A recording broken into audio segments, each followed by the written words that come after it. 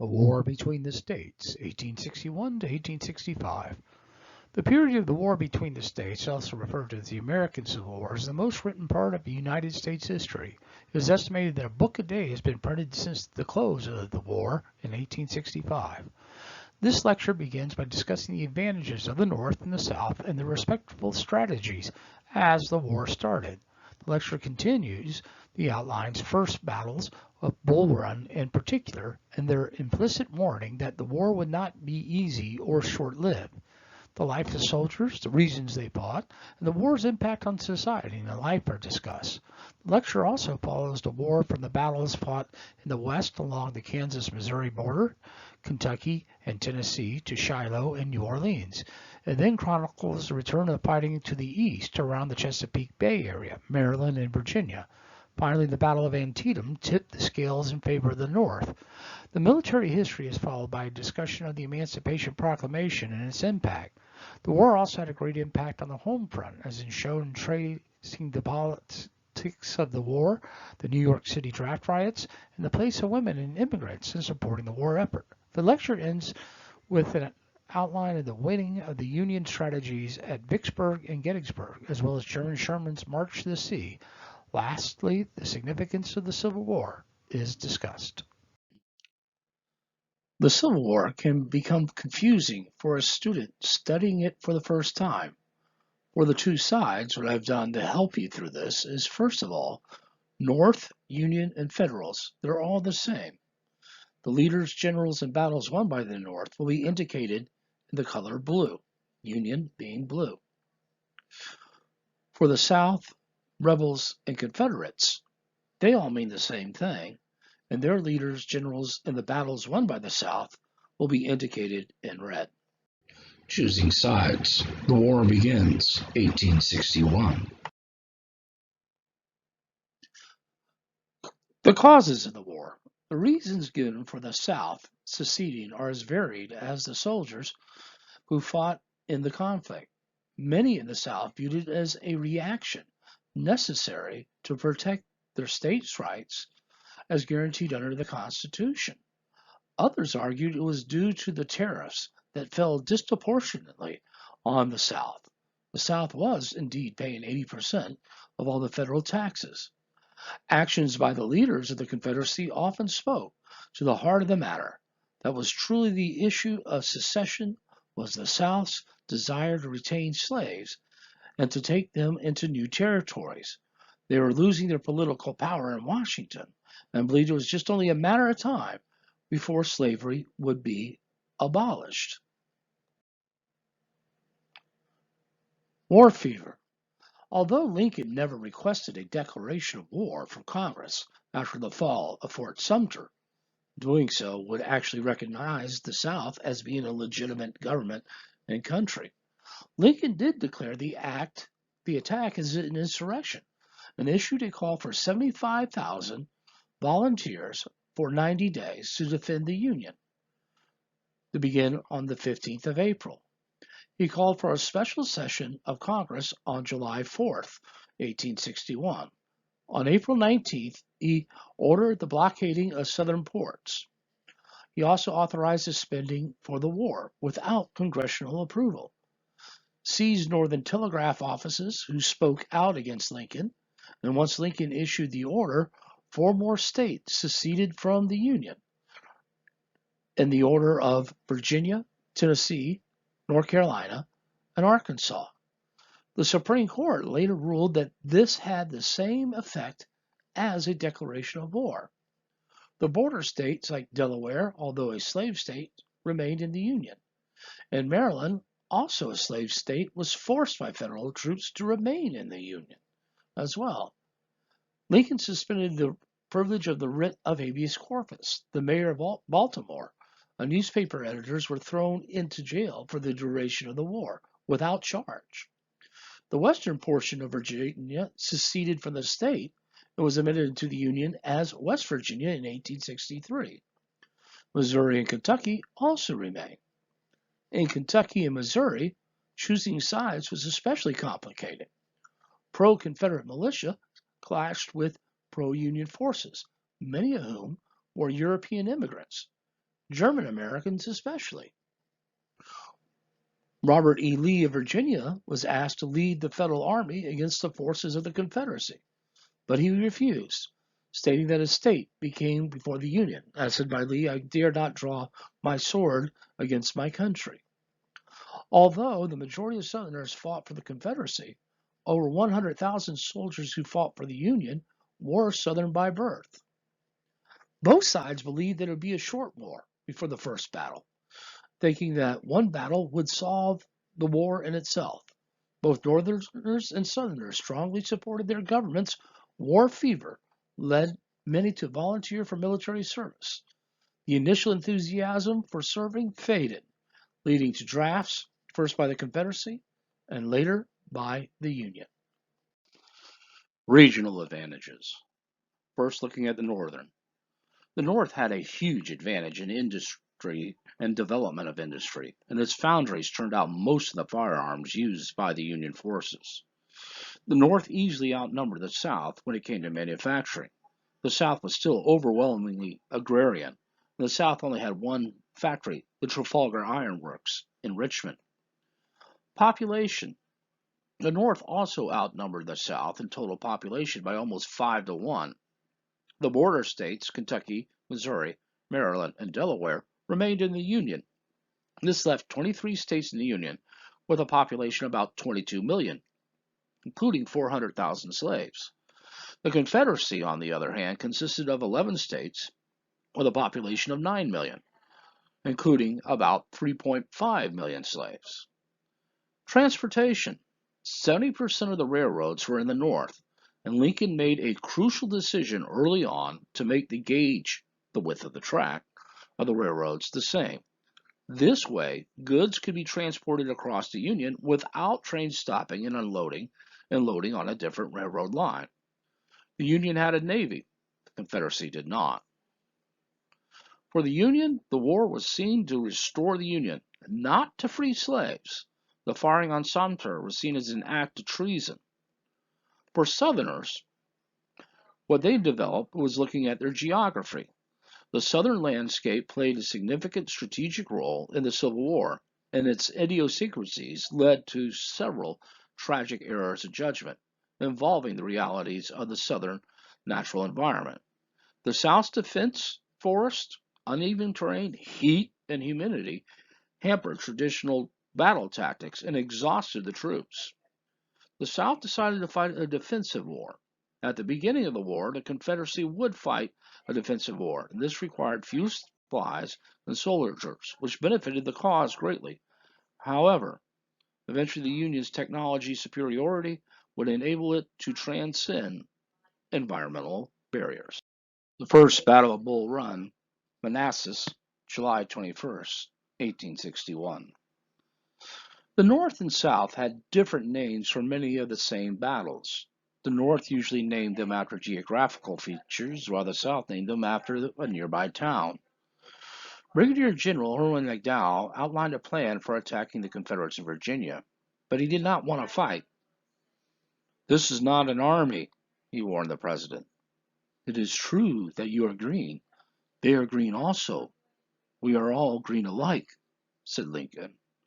On July 16th, a volunteer army of 37,000 men marched into Virginia.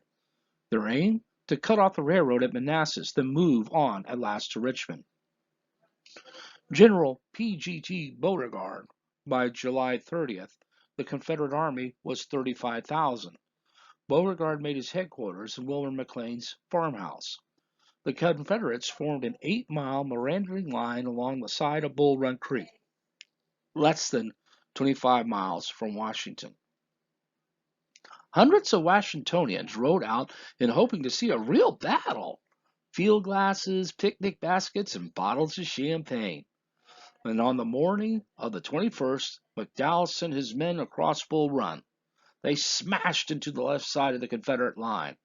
An onlooker said the advancing army looked like a bristling monster, lifting itself in a slow, wavering motion up the laborious ascent. Union victory seemed all but assured. Holding a hill in the center of the Southern line was the Virginia Brigade under the command of Brigadier General Thomas J. Jackson. While other commands wavered, Jackson's held firm. Brigadier General Bernard E. Bee of South Carolina said, "Look, there's Jackson with the Virginians standing like a stone wall. Rally around the Virginians." The name Stonewall would stick. At 4 p.m., as the Union attack had faltered and Beauregard had received late Confederate reinforcements arriving by horseback and train from the valley, he ordered a counterattack. Jackson ordered his men to yell like furies. The rebel yell, first heard that day, would echo on 1,000 battlefields. The Union Army broke and retreated back to Washington, getting entangled in the carriages heading back as well. A regular Army Reserve unit of 2,000 is all that stood in the way between the Confederate Army and Washington, D.C. When Jefferson Davis arrived, he urged his generals forward. Jackson said if he had 10,000 fresh troops, he would take Washington, but there were none. Lessons learned from Bull Run. Casualties. For the Union, there was 2,708 casualties. Of those 2,708, 481 were dead, 1,011 wounded, 1,216 missing, most of them captured. Confederate casualties consisted of 1,982, 387 dead, 1,582 wounded, and only 13 missing. At the Battle of Bull Run, the Federal forces were defeated, but the exhausted Confederates did not give chase. This battle gave the lie to the conventional wisdom that the time that the war would be over, one decisive victory for either side, and it would just only be a 90-day war. Union strategy before Bull Run. Secretary of State Seward suggested the war should be over in 90 days, but Scott warned that it would take at least 300,000 men, one good general, and up to 3 years to conquer the South. Scott's plan, that was dubbed the Anaconda Plan by the press, called for a three-pronged attack that was designed to steadily squeeze the life out of the South. First, blockade the southern ports along its 3,550-mile line of coastline while organizing a Union invasion. About 800 vessels managed to evade the blockade in the first year. 6,000 ships had entered and cleared southern ports in 1860. The chances of capture were 1 in 10 in 1861. This would be reduced to 1 to 3 in 1864. Second, protect the United States capital, Washington, D.C., while Union forces advanced on all fronts. Third, slowly divide the South into parts, sending troops down the Mississippi to divide the Western Confederacy from the East. Lincoln rejected the plan since enlistment was only for 90 days.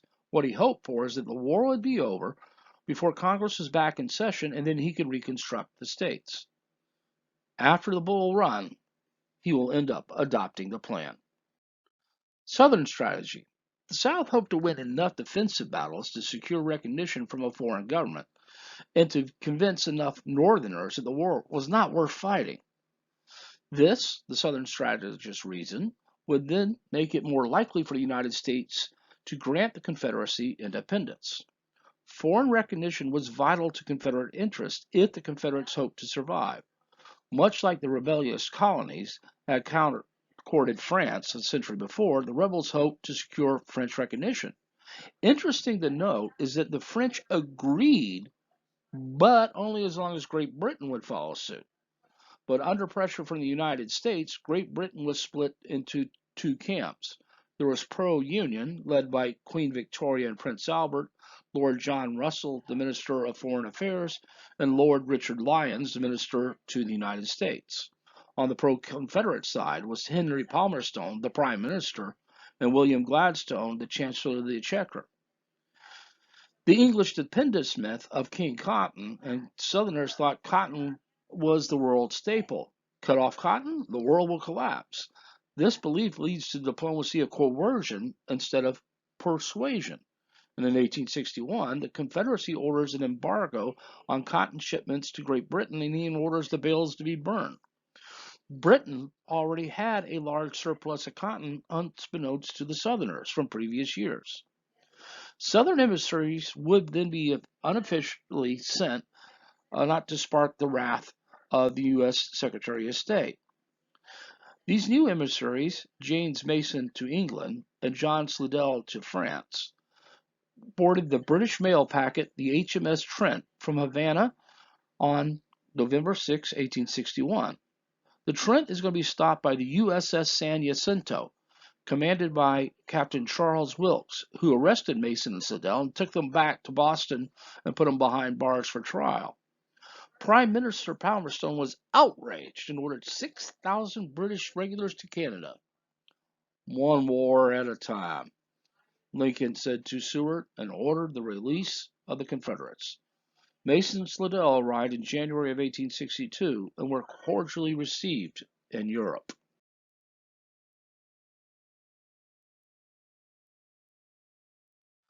Forming the armies. Whole Union towns signed up.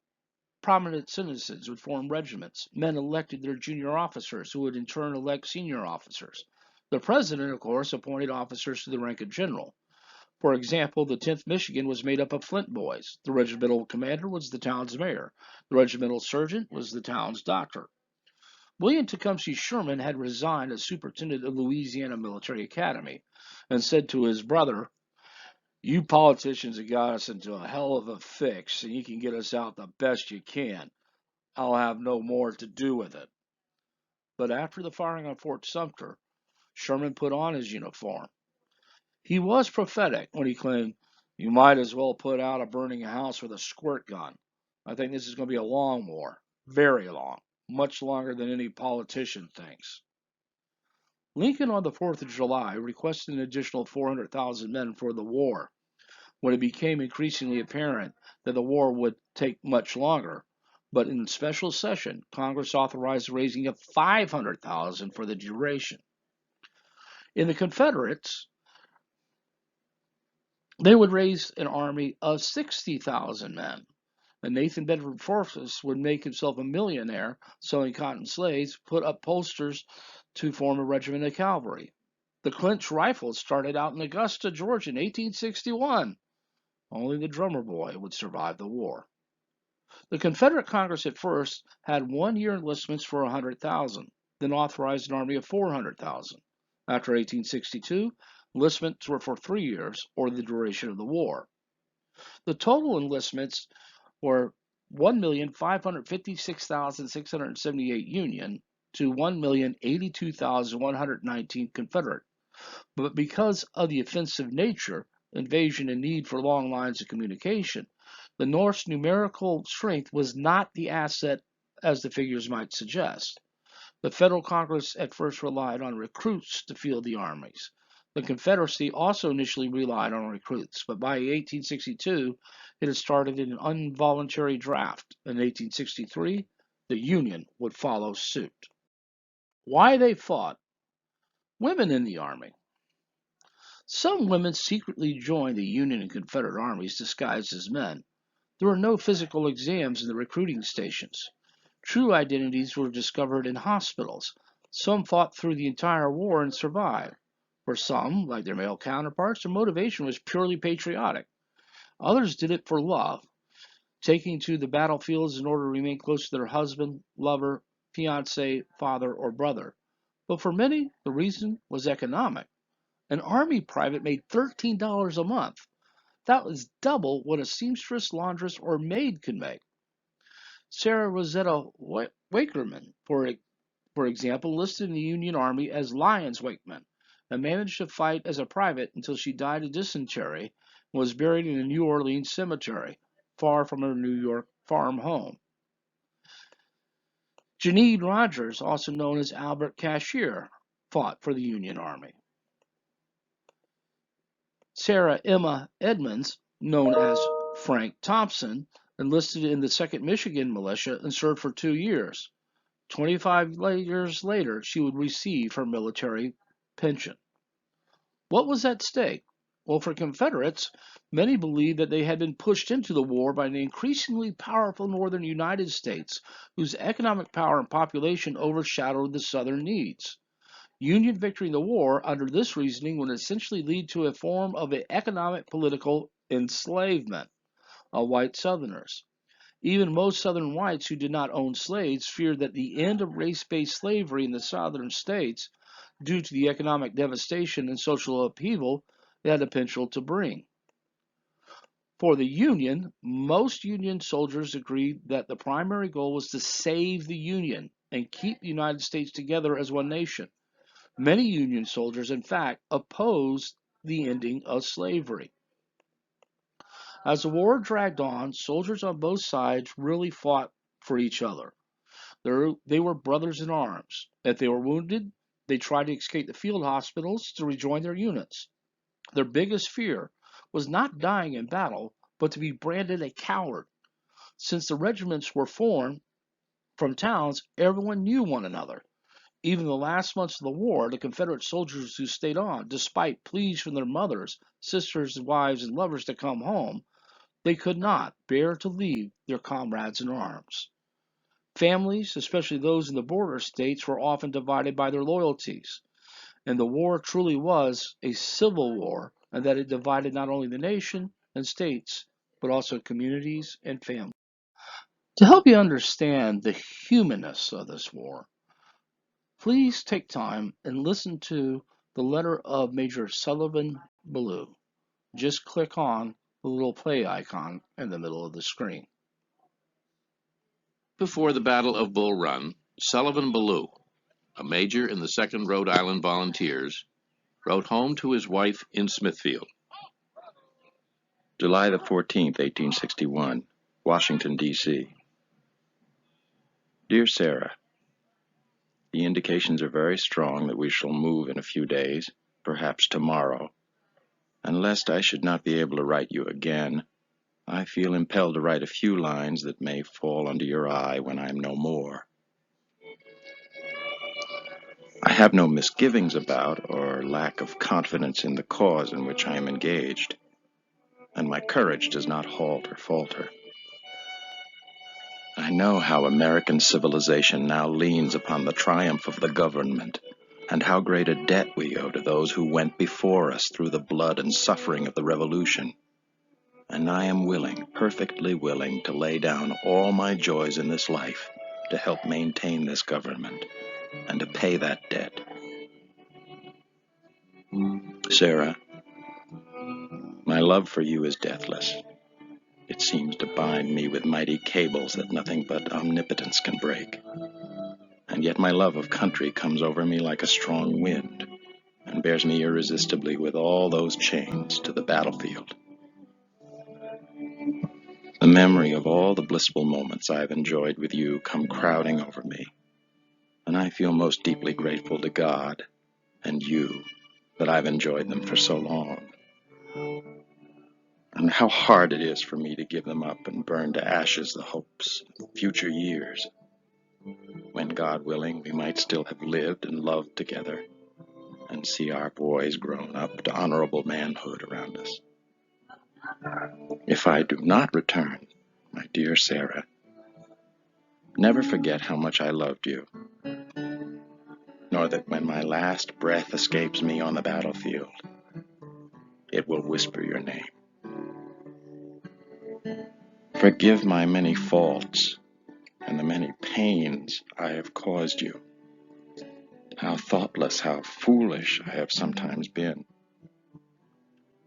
But oh, Sarah, if the dead can come back to this earth and flit unseen around those they love, I shall always be with you in the brightest day and the darkest night. Always. Always. And when the soft breeze fans your cheek, it shall be my breath, or the cool air of your throbbing temple. It shall be my spirit passing by. Sarah, do not mourn me dead. Think I am gone, and wait for me, or we shall meet again.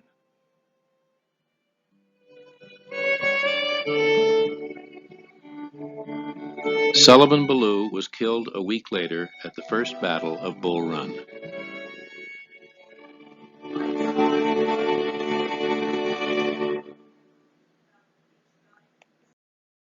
Life of a soldier. Most of the people who fought in this war did not have prior military training.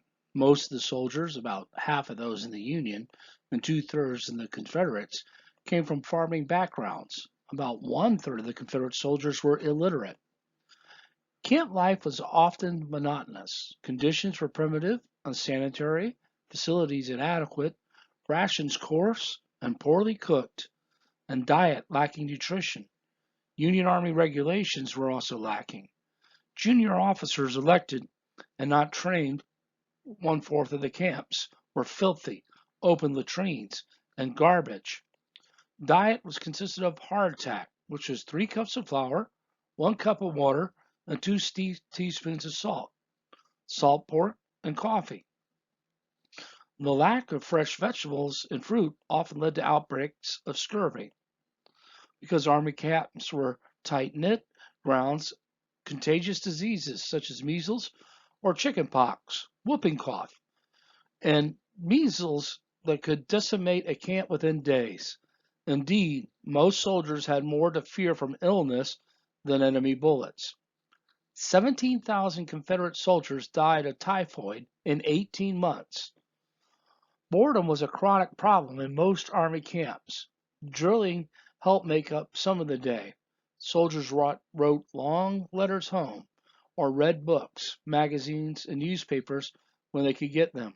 They played cards or engaged in various sports, such as baseball, boxing, and cockfighting. Some camps, desperate for activity, even staged cockroach and lice races.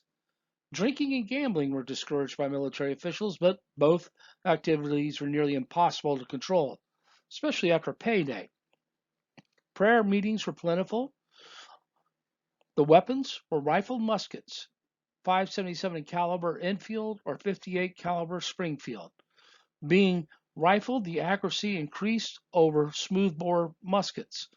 Both fired the meanie ball. An expert could hit a target at 400 yards. Properly trained, an infantryman could fire 3 shots in 1 minute.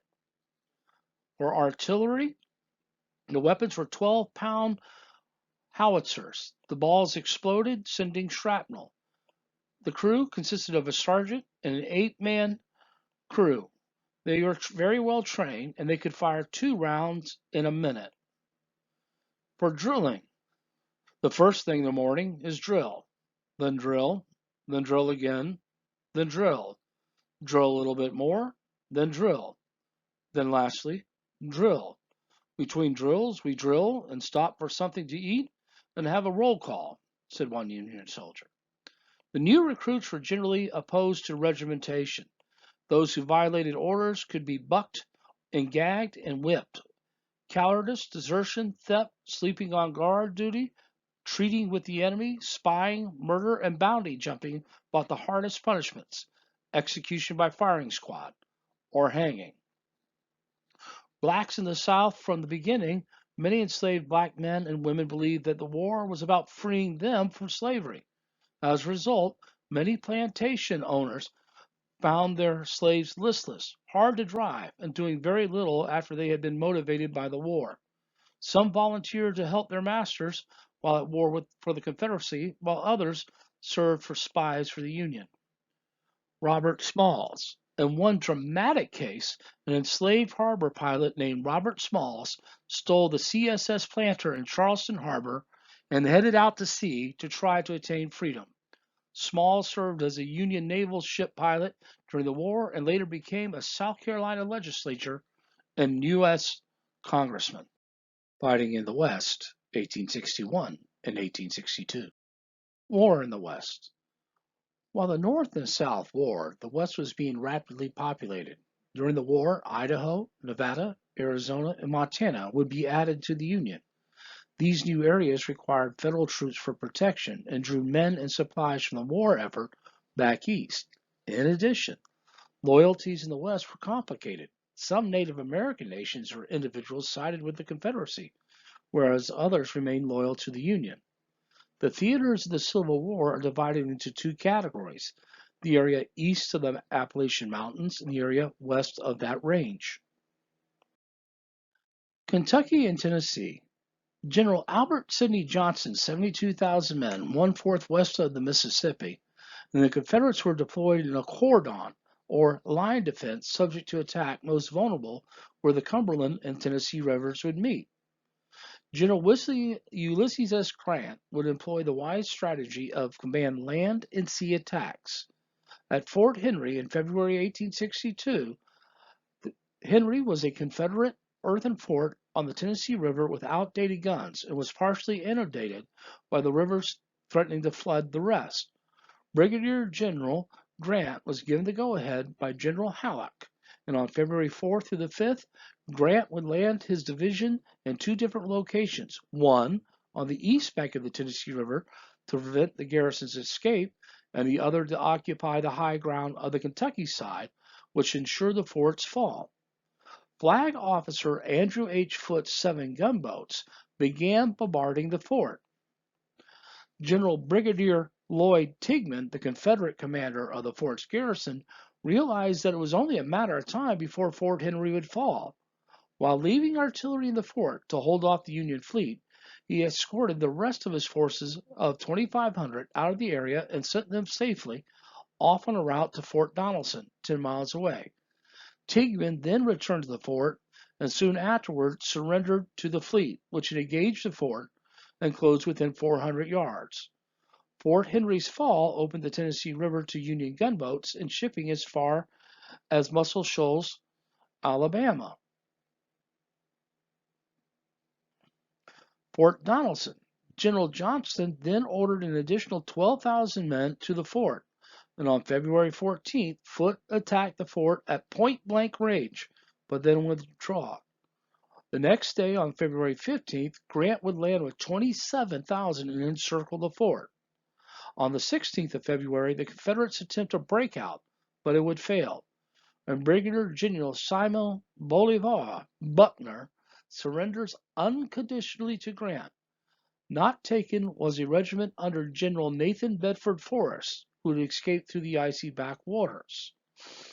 That was the only terms Grant would give, and from then on, some people would say that his initials U.S.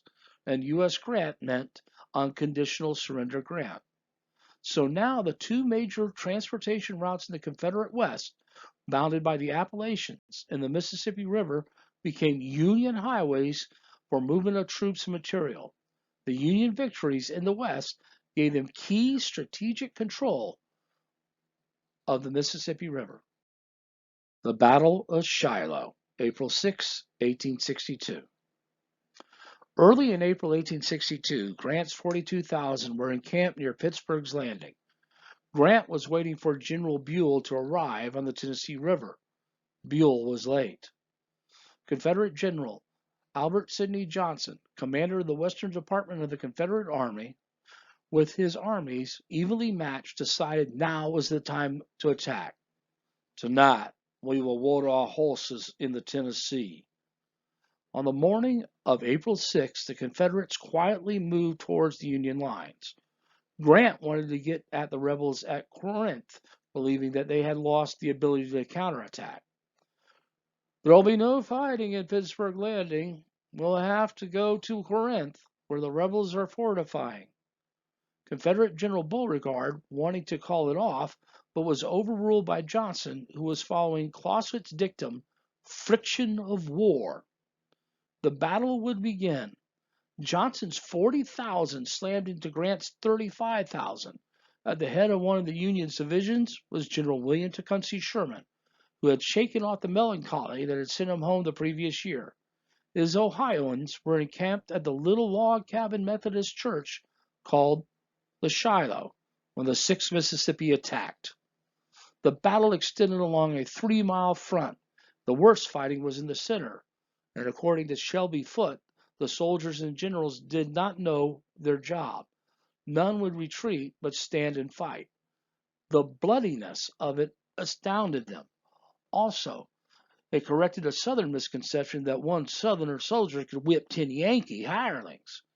By late morning, most of the Union soldiers had retreated to the river. Grant's back was now to the Tennessee, and there was no sign of Buell and nowhere to go. General Johnston was mortally wounded and died that day. Beauregard would take command and assumed he could finish off Grant, whose back was to the Tennessee River. April 7th. Buell's army arrived at night unbeknownst to Beauregard, and at dawn 70,000 Union soldiers drove into Beauregard's 35,000.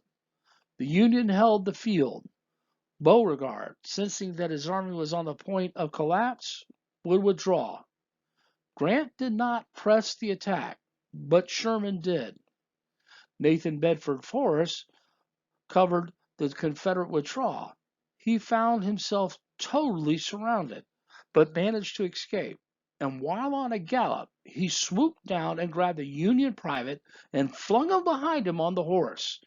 Union soldiers firing at Forrest ended up shooting their own man. And when Forrest got to the tree line, he dumped the body of the Union soldier.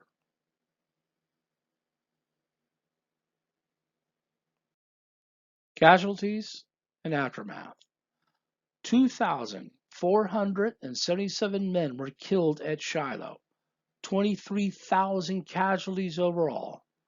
The Union lost 13,047 of 55,000 to the Confederate States 10,694 of 42,000. More than those killed in action in America's war against Mexico and the War of 1812. Shelby Foote would claim the same number of casualties as Waterloo, and yet there's another 20 Waterloos to follow. Grant had believed that the South was already ready to give up before Shiloh. After Shiloh, he realized that it would take a war of conquest for the North to win. The aftermath of Shiloh proved a much-needed morale boost to the North's sagging emotions. Neither army had devised a way to take the wounded and the dead from the field. The victory preceded the legend of the South's invincibility, pierced it, I should say, but Grant was not allowed to pursue. Beauregard then seriously stung the South, having had his forces divided by the commander in the West, General Henry H. Halleck. And although inconclusive, a Union victory at the Battle of Shiloh at Pittsburgh Landing on the Tennessee, the South pulled back first, and it caused the South to pull most of its troops out of Tennessee as a result. Grant was blamed for the costliness of the Battle of Shiloh, with charges that he was an alcoholic and drunk during the battle. But Lincoln refused to relieve him because he was victorious. I can't spare this man. He fights. The Battle of New Orleans. Admiral David G. Farragut, with 17 Union warships, moved against Forts Jackson and Philip, 70 miles south of New Orleans. Farragut, on April 23rd to the 24th in 1862, and after a blazing gun battle, runs past the forts. The fleet reached New Orleans on the 25th, finding it defenseless. Most of the troops had left to go to Shiloh. Confederate Brigadier General Mansfield Lowell abandoned the city without a fight. Major General Benjamin Butler and his 15,000 took Forts Jackson and St. Philip on the 27th. And Butler would arrive in New Orleans on May 1st and orders martial law due to the mistreatment of his soldiers. The Battle of Perryville. One-third of Bragg's troops were at Perryville, Leonidas Polk and William J. Hardee's two corps, facing 30,000 Federals. Both sides were desperate to get access to fresh water. Their goal was to take Kentucky out of the Union. On October 8, 1862, Bragg's Army of the Mississippi attacked the Union left and at first succeeded, but then was repulsed. Don Carlos Buell, several miles away behind the action, was unaware that a major battle was taking place because of an unusual acoustic shadow. That is, an area through which the sound waves failed to transmit due to the topographical obstruction, such as wind. Few sounds from the battle reached Buell's headquarters that was only 2 miles away. He did not alert effective control over the battle and committed no reserves until late in the day. The Union troops on the left flank were reinforced by 2 brigades, stabilized their lines, and the Confederate attack sputtered to a halt. Later, 3 Confederate regiments assaulted the Union division on the Springfield Pike, but were repulsed and they had to fall back into Perryville. Union troops pursued, and the skirmishing occurred in the streets until dark. Bragg would withdraw from Kentucky, and Union reinforcements were threatening the Confederate left flank, and Bragg, short of men and supplies, would have to withdraw during the night, even though now his army had converged together and could present a challenge to the Federals. After hearing the defeat in Mississippi, Bragg ordered the abandonment of Kentucky. The casualties were 3,700 for the Union and 3,000 for the Confederate. Bragg would go to Richmond to explain the campaign to Davis, and Davis was unaware of Bragg's corps commander's critique of Bragg and left him still in command. Perryview was viewed as a tactical victory for the South, but the campaign was a strategic victory for the Union, due because they failed to take Kentucky out of the Union.